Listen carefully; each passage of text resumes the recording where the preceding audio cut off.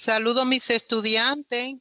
Les habla su maestra Nilka para continuar con la parte de su programa de microbiología general. Recuerden que en su práctica de laboratorio hablábamos de que el estudio bacteriano se divide en dos grandes partes. Una parte macroscópica, donde ustedes pueden observar el crecimiento bacteriano a simple vista, y hablábamos también de la parte microscópica, de la que se hace necesario el uso del microscopio a través de primero transmitirle color a la célula, porque como hemos dicho, en la naturaleza se encuentran en forma transparente. Y esto se practica con el uso de la coloración de Gram, el cual es una tinción universal que la diferencia y las clasifica tanto en Gram negativas como en Gram positiva. Iniciémonos hablando del tamaño de las células eucariotas y procariotas. Hablemos del tamaño. El tamaño es un parámetro que está determinado genéticamente, pero los valores concretos para cada raza o cepa de bacteria vienen influenciados por una serie de condiciones ambientales, como son nutrientes, sales, temperatura, tensión superficial.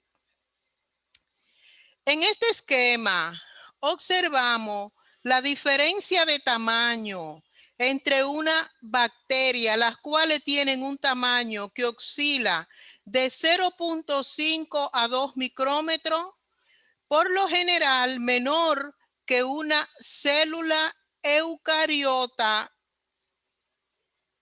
que tiene un tamaño de 2 a 200 micrómetros.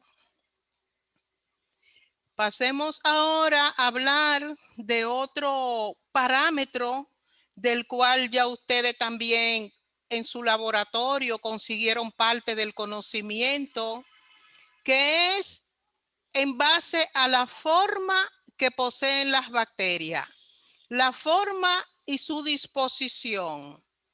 Quiero recordarle que siempre que se utiliza el término morfología, significa que es la forma que adopta la pared celular.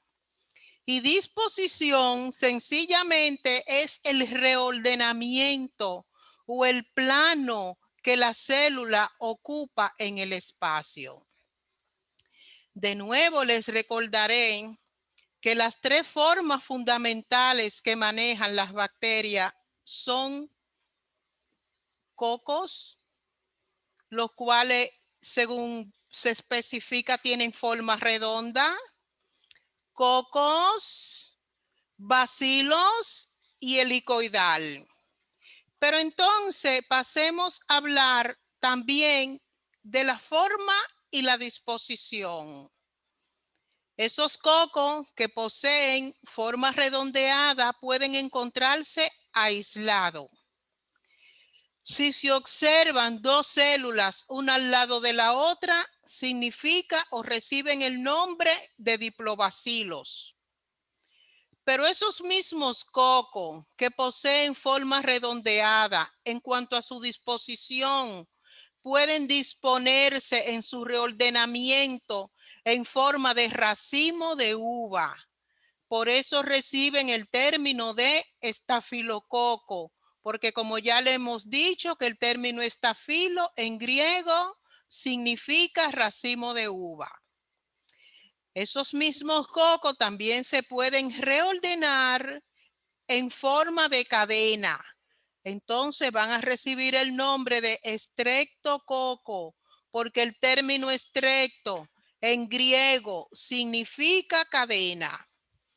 Esos planos se pueden seguir reordenando de 6 a 8 cocos y van a recibir el nombre de zarcina.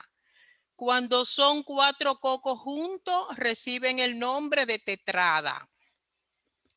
Pasemos a hablar ahora de la forma bacilar. Se puede observar en una tinción un bacilo aislado, que el término bacilar sencillamente es porque posee una forma alargada, una forma de tabaco, pero si en su reordenamiento esos bacilos se disponen uno al lado del otro, van a recibir el nombre de diplobacilo. Pueden hacerlo en forma de empalizada o de letra china. También pueden disponerse en cadena y van a recibir el nombre de estreptobacilo. La tercera morfología y disposición es la helicoidal, que sigue siendo un bacilo, pero que adopta forma curvada. Aquí en el gráfico pueden observar diferentes formas. Por ejemplo, la del vibrio, que sencillamente adopta una forma arriñonada o forma de coma. También están las espiroquetas y lo que poseen forma de espirilo, que la diferencia que existe entre una espiroqueta y un espirilo es la posición de su flagelo, ya que el espirilo tiene un penacho de flagelo en un extremo, mientras que la espiroqueta son internos. Pasemos ahora a hablar de la tinción o coloración de Gram. También en su práctica hablamos acerca de qué es un colorante. Un colorante sencillamente son sustancias que tienen la capacidad de transmitir color, pero que debo recordarle que en su constitución también están constituidos por cargas iónicas. Cuando hablamos de cargas nos referimos a cargas positivas y a cargas negativas. La tinción o coloración son procedimientos que van a poner de manifiesto diferencia entre las células bacterianas. Universalmente existe un método de tinción utilizado para distinguir las bacterias en dos grandes grupos. Se trata de la tinción de Gram. Recalcamos, es una tinción diferencial, ya que basa su distinción en la estructura diferente de la pared de la bacteria. Conozcamos las diferentes formas de la bacteria según su clasificación en Gram negativas y en Gram positivas. Aquí observan una pared bacteriana de células Gram negativas que la podemos definir como que son las Gram negativas, son bacterias con paredes estrechas, con una sola capa de peptidoglucano, rodeada de una bicapa lipídica. Déjenme hacerle hincapié aquí en la parte bicapa lipídica. Sencillamente significa que posee dos capas de lípido. Y recuerden que en los procesos de tinción, en estos modelos de tinción, las grasas no se tiñen. Por lo tanto, al ser muy permeable, en el momento de la coloración, como las grasas no se tiñen, pues la pared expulsa el colorante, no lo retiene. Pero este tipo de bacterias pasan a ser más resistentes a los antibióticos. Y aquí observan cómo el color que ella adopta, que siempre va a ser un color rosado o rojo. Pasemos ahora a observar la estructura de la pared de las bacterias Gram positivas. ¿Qué diferencia van a poseer este modelo de tinción con respecto al anterior? Las Gram positivas son bacterias con paredes anchas. A diferencia de las gram negativas, están constituidas por una gran capa de peptidoglucano. El término peptidoglucano significa proteínas unidas a enlaces glucosados que se encuentran unidos entre sí. En este momento estamos observando un corte de una célula. Vamos a conocerla en sus diferentes partes. Para poder conocer la estructura completa de la célula, me voy a disponer a definir cada una de sus partes, pero lo voy a hacer en dirección de la manecilla del reloj. Comenzaré por la primera parte. Vamos a hablar del ADN. Sencillamente, ¿qué es el ADN? Lo vamos a definir como la estructura que proporciona la herencia. Cuando hablamos de herencia, estamos sencillamente hablando de características de padres y madres. En este caso, ¿de dónde surge la célula? Ya usted en los medios de cultivo observaron el color de las colonias, sus aspectos, sus bordes, etcétera. Hablemos también de los flagelos. ¿Qué son los flagelos? Los flagelos son instrumentos de locomoción o transporte que la bacteria utiliza para desplazarse. Continuemos con las fimbrias. ¿Qué son las fimbrias? Las fimbrias van a pasar a ser estructuras finas y huecas constituidas por proteínas que aparecen alrededor de toda la pared celular y que permiten a la bacteria fijarse al sustrato. Continuemos con la pared celular. Ya de eso ustedes conocen bastante. La pared celular sencillamente va a ser la estructura que da forma a la célula. Si continuamos definiendo los términos, ahora tenemos la membrana interna.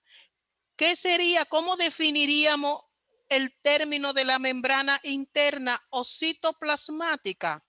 Sencillamente es una membrana semipermeable o porosa que permite el paso de los alimentos de adentro hacia afuera y viceversa. Repito, la membrana interna o citoplasmática es una membrana semipermeable o porosa que permite el paso de los alimentos de afuera hacia adentro y viceversa. Continuemos con las inclusiones. ¿Qué serían las inclusiones? Las inclusiones son depósitos que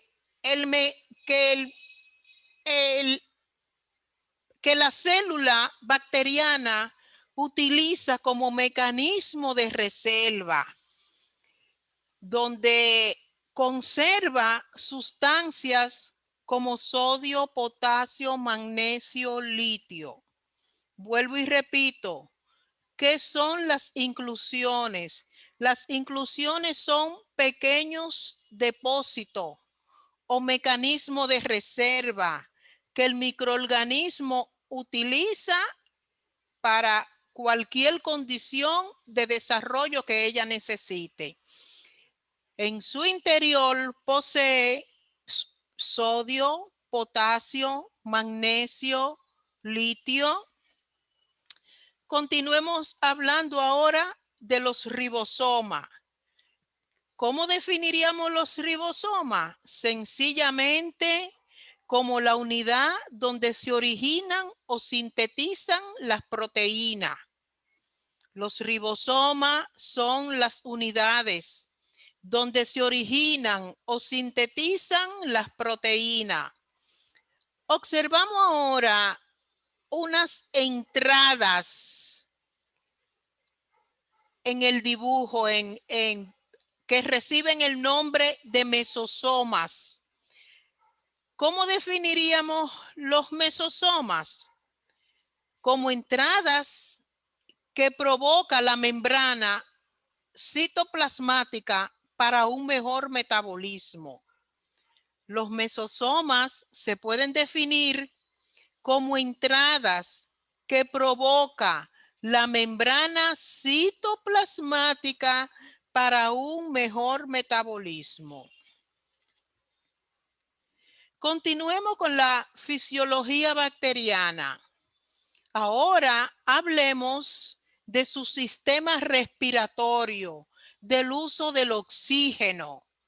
También las bacterias tienen diferentes formas del uso del oxígeno necesario para su crecimiento.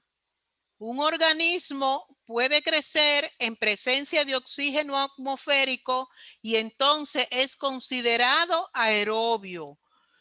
Recalco, siempre que el microorganismo necesite crecer en presencia de oxígeno atmosférico, será considerado aerobio, mientras que otro en su desarrollo no necesitan de la presencia del oxígeno, es decir, que se reproducen, que crecen en ausencia de él, y a ese modelo de microorganismo en cuanto al uso del oxígeno lo vamos a llamar anaerobio. En la ilustración ustedes observan diferentes tubos con caldo en su interior. En esos diferentes tubos fueron sembrados cepas bacterianas. Si comenzamos a observarlo a partir de los aerobios estrictos, nosotros vemos cómo el crecimiento de la célula se fue a la superficie porque estaban buscando el oxígeno para poderse reproducir. Y a eso le llamaríamos aerobios estrictos. Existen otro grupo que crecen con menor cantidad de oxígeno, con escasa cantidad, aproximadamente con un 12% de oxígeno, y a esos le llamaríamos microaerofílico. Pero existen otros modelos de bacterias que pueden crecer con oxígeno o sin oxígeno. A esos le llamaríamos anaerobios facultativos. El término facultativo significa que pueden o no pueden utilizarlo, pero como son anaerobios en primer término, prefieren que no haya. A esos vamos a definir como anaerobios facultativos. Crecen con el oxígeno o sin oxígeno. Eso significa la expresión facultativa, pero prefieren que no haya oxígeno. Por eso entonces se definen como anaerobios facultativos. Otro grupo van a pasar a ser los anaerobios estrictos, es decir, aquellos que se reproducen en ausencia total de oxígeno. Y con respecto a este tipo de microorganismo, les diré que es uno del grupo de microorganismos más peligroso y es el dolor de cabeza más grande que posee la industria láctea. Ustedes mismos saben que dentro de las latas de los alimentos, por ejemplo, las habichuelas, la salsa, son latas que están herméticamente cerradas, pero si no llevan un buen proceso de esterilización o calentamiento en la fábrica, tienen la posibilidad de desarrollar este modelo de microorganismo, los anaerobios estrictos. Otro grupo serían los aereotolerantes, es decir, que pueden tolerar o no tolerar el uso del oxígeno. Pero noten el término aéreo, lo toleran o no lo toleran, pero prefieren que haya. Esa es la diferencia con el anaerobio facultativo. Usan o no usan, pero prefieren que no haya oxígeno. Aéreo tolerante, lo toleran o no lo toleran, pero prefieren que haya. Este prefiere que haya oxígeno, aunque crezca en los dos ambientes. Y este puede crecer en los dos ambientes, pero prefiere que no utilizar el oxígeno. Pasemos ahora al crecimiento de la población bacteriana. Para hablar de su crecimiento y su reproducción en el laboratorio, ya ustedes tienen conocimiento de que se utilizan medios de cultivo. Pero ¿cómo se reproducen las bacterias tanto en la naturaleza como en esos medios de cultivo en el laboratorio de forma artificial? Bueno, las bacterias van a utilizar la bipartición. ¿Qué significa ese término? Dos, es decir, que se va dividiendo en dos como forma asexual. ¿Por qué asexual? Miren el término adelante, que sencillamente significa que no tienen aparato reproductor. De modo que en cada fase una célula se divide en dos en forma asexual. ¿Con qué objetivo? Con el objetivo de aumentar el número de individuos de la población. A ese crecimiento celular, a esa forma de colonia que ustedes han observado en la placa de Petri a partir del medio de cultivo sólido. Ese crecimiento de la población no es lineal, es rápido. ¿Pero por qué es rápido? Porque siempre que hayan muchos nutrientes, cuando hablamos de nutrientes ya saben a qué me refiero. A la presencia de proteínas, carbohidratos, lípidos, vitaminas, factores de crecimiento. Por lo tanto, en cada generación habrá el doble de individuos que en el anterior. De modo que a esa forma de reproducción tan rápida, siempre que existan muchos nutrientes, que habrá el doble de individuo, el doble de generación, a esa función les vamos a llamar exponencial. Noten aquí que el tiempo de reproducción, y eso se lo quiero dejar bien claro, el tiempo de reproducción de las bacterias siempre que existan muchos nutrientes van a ser de 15 a 20 minutos. Obsérvelo en el dibujo. Una célula bacteriana en 15 a 20 minutos, suficientes nutrientes, buena actividad de agua, buena temperatura, factor de pH, de lo que vamos a hablar más hacia adelante. Note como una célula en 15 a 20 minutos se divide en dos.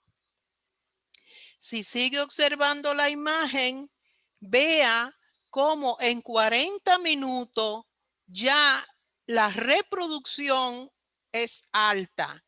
Y fíjese en la reproducción bacteriana ya en un espacio de 60 minutos. Sencillamente no poseen aparato reproductor.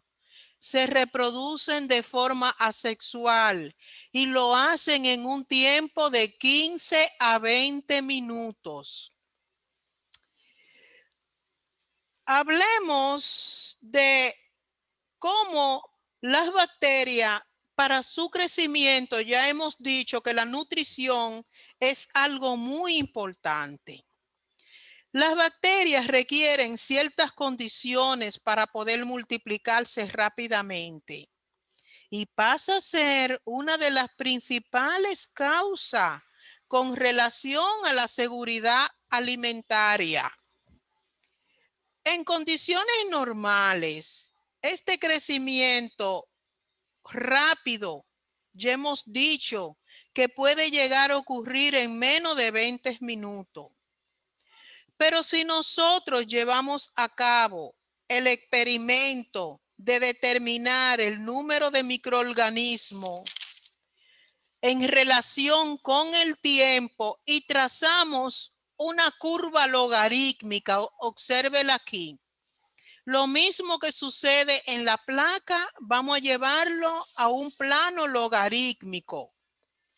¿Cómo vamos a interpretar ese crecimiento, esa reproducción en la placa, en el medio de cultivo? Sencillamente, en este plano, si partimos del origen, vemos que la primera fase de desarrollo bacteriano le llamaríamos fase de adaptación. ¿Pero por qué le llamaríamos fase de adaptación? Porque en este plano la bacteria sencillamente lo primero que ella está haciendo es reconociendo si el espacio le favorece. Cuando hablo de favorecerle, me refiero a que ellas están identificando las fuentes. ¿Cuáles fuentes? Fuentes de nutrición, fuentes de energía, fuentes de temperatura antes de iniciar su desarrollo o su reproducción. Con respecto a la nutrición, ya no vuelvo a hablar más de eso. Luego de que ellas reconocen que el medio le favorece en cuanto a nutrición, energía, temperatura, ya han identificado esos factores, entonces van a pasar a la fase exponencial. ¿Cómo definiríamos la fase exponencial? La fase exponencial va a ser la fase más alta de reproducción bacteriana. Aquí ellas sencillamente lo van a hacer por bipartición, sencillamente suficiente nutriente, suficiente energía que la favorezca, temperatura que la favorezca, pues de forma asexual, cada 15 minutos, cada 15 a 20 minutos, una célula se va a dividir en dos. Se agotan los nutrientes. Cuando se agotan los nutrientes, la bacteria aún va a estar viva, es decir, en estado de latencia. El término de latencia significa que van a continuar viva, pero no se van a reproducir. Al terminarse el contenido de nutrientes, no hay suficiente energía, la temperatura no la favorece, pues entonces sencillamente ocurre la lisis o muerte bacteriana. Pero hablemos un poco de la fuente de energía, cómo las bacterias obtienen energía para poder desarrollarse, para poder reproducirse. Sencillamente, estas pueden obtener la energía de dos diversas fuentes para ella poder elaborar nuevos componentes esenciales o celulares. Esas dos fuentes de energía que ellas pueden utilizar para multiplicarse, uno sería la energía lumínica captada a través de la fotosíntesis. O dos, podrían hacerlo a través de la energía derivada de la oxidación orgánica o inorgánica. En esta segunda parte, si hablamos de que pueden obtener la energía a través de la oxidación que puede ser orgánica o inorgánica, entonces existe otra clasificación. Uno, podrían considerarse como fotótrofos aquellos que emplean la energía a partir de la luz. Quimiotrófos, aquellos que van a obtener energía a partir de compuestos químicos orgánicos o inorgánicos. Otra clasificación, de acuerdo a la obtención de energía, pueden ser los litótrofos.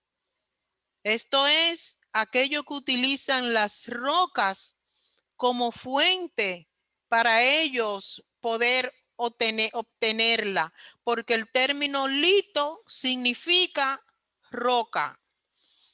Otro grupo muy común son los organotrófos, que obtienen energías o hidrógenos a través de los electrones. Pero pasemos a hablar de un efecto muy importante para el desarrollo de las bacterias.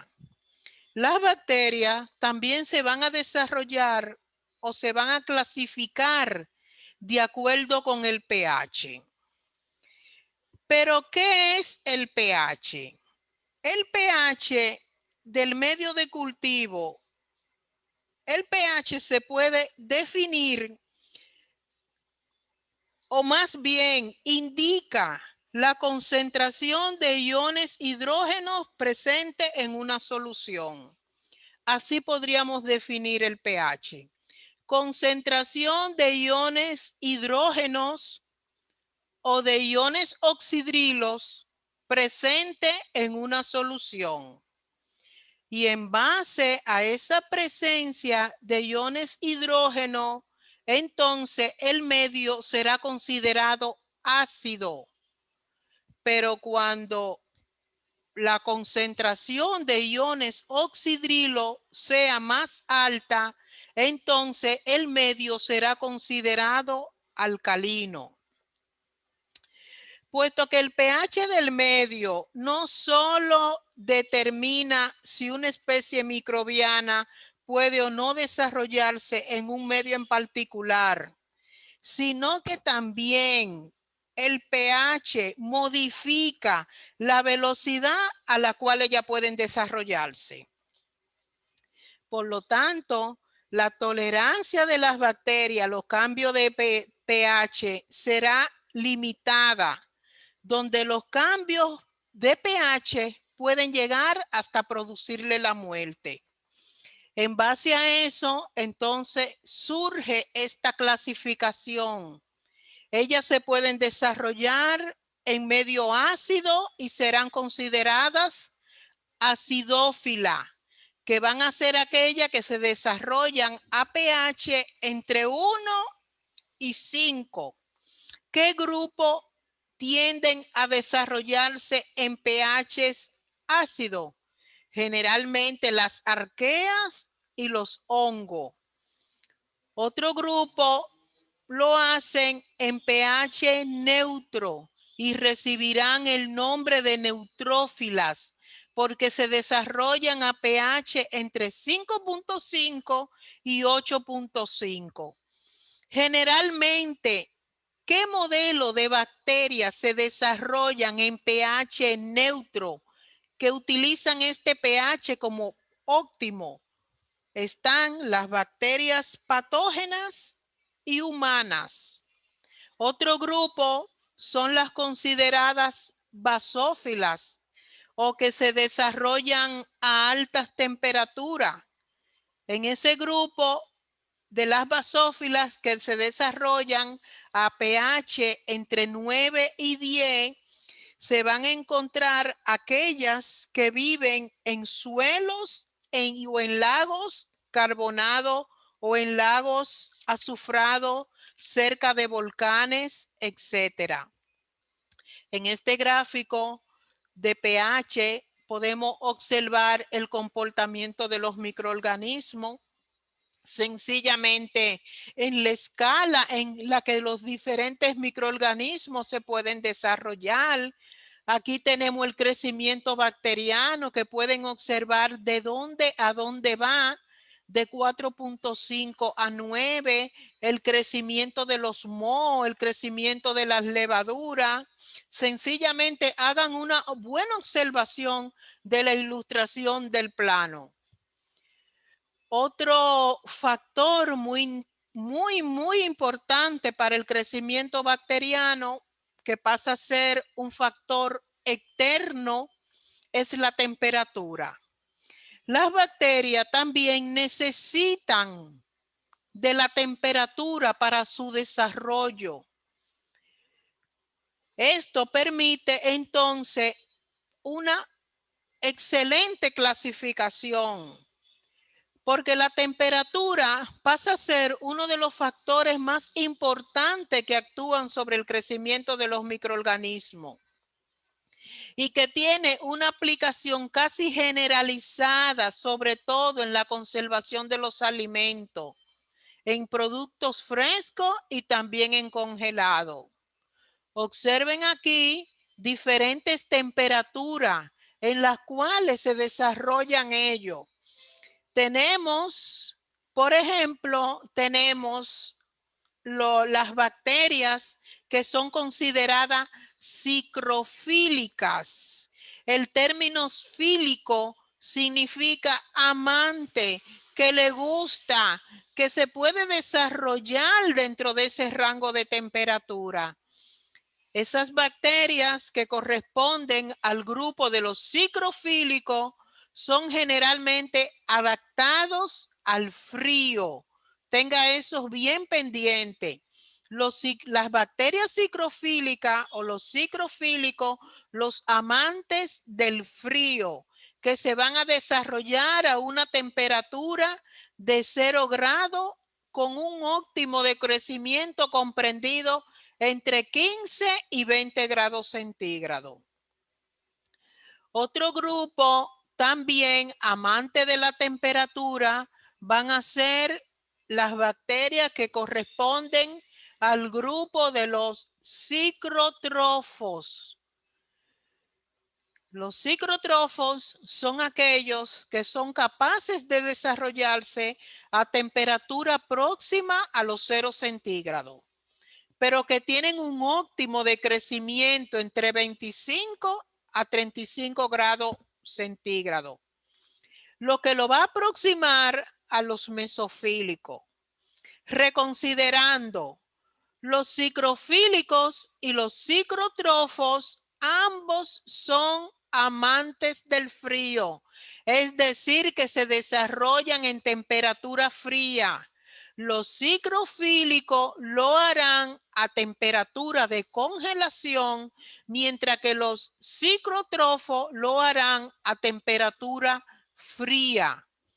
Otro grupo muy importante del que tendremos que hablar van a ser los mesofílicos. El término meso, que significa temperatura ambiental, se multiplican entre temperatura de más 20 a 45 grados, pero con un óptimo de crecimiento a 37 grados centígrados, que es prácticamente parte de la temperatura ambiental. Por último, tenemos los termófilos, como bien el término lo dice, amantes de temperaturas altas. Son microorganismos capaces de desarrollarse a temperaturas elevadas entre 45 y 65 grados con un óptimo de 55. Hasta aquí, mis estudiantes, la parte de microbiología general. Muchas gracias.